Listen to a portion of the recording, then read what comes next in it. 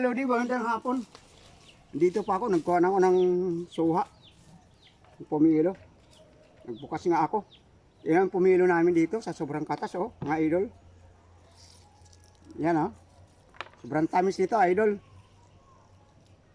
Nagkuha dito, pumilo. Nagkuha ako dito. Dito nga, oh. Ito, mga pumilo ito. Maliliit na ngayon, pero dati lalaki. Ang po ito, mga idol, matamis. Matamis siya, makatas, parang dalandan siya. Pero matamis. Sarap nito kung may meron kayo mga taniman, makapagtanim kayo. Dati isang kuan nito, isang mini dam, ang dating kinakargan, wala na ngayon, naglipas na kasi. Kasi dito walang tubig. Kung meron po sana, katulad sa inyong mga mayroon dyan, aba. Tingnan mo na, ma'am. Hindi katulad ng ibang suha nga, di ba yung balat? Hindi mapait. Di ba katulad sa iba, mahalat. Kung tawagin sa amin, sa Bisaya, mahalat, mangha, parang naninikit sa bunganga. Kumukurot, hindi makain. Ito, tingnan mo naman ito, oh. Itlaman ito. Yan, oh. Idol. Kaya, napakasarap nito. Pinitas ko mga idol kasi pupunta yung aking yung may-ari na lupa. Tamang-tama ibibigay ko sa kanila ito kasi nahanap na nga. Totoo naman hindi nagbubunga ngayon. Mabuti nga ngayon lang nagbunga. Mayroon pa isa-isa. Ninanakaw dati.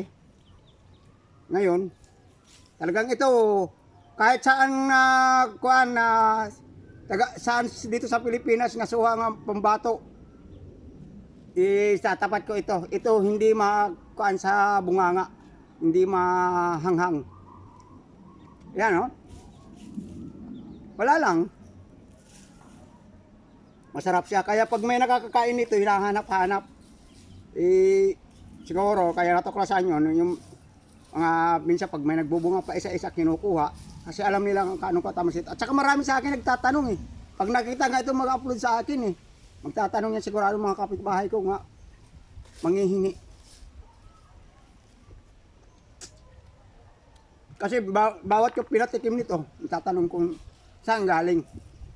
Kasi yung mga galing ibang lugar, yung di ba lalaki, tapos kakapal ang balat, ito manipis ang balat nito eh. Hindi siya makapal mga idol. Kaya baka sa susunod, maghanap kayo ng buto.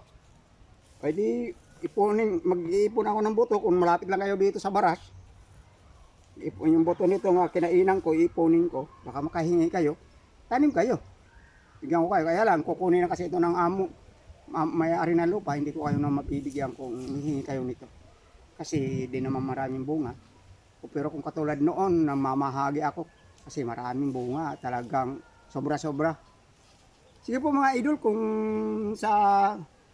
mga sa Luzon, Visayas, Mindanao at lahat, lalo na yung ating mga OFW, sana pakishare naman kung naibigan nyo ng mga upload ko. Kasi ito lang po talaga ang buhay ko rito. At I love you all sa inyo na lang. At milyon salamat sa Diyos. Ingat po kayo lagi mga idol. At sana pakisuportahan naman yung aking channel ay Kasikap Joel PWD. Siyempre may kapansanan naman ako. Yun ang ginawa ko. At sana mamonetize. At sa awa at tulong nyo, siguro mangyayari po yun. At wag lang po sana nga sasawa pag marami pang mga video kong magagawa ang mas maganda pa. Sige po mga idol, bye-bye po hanggang sa muli.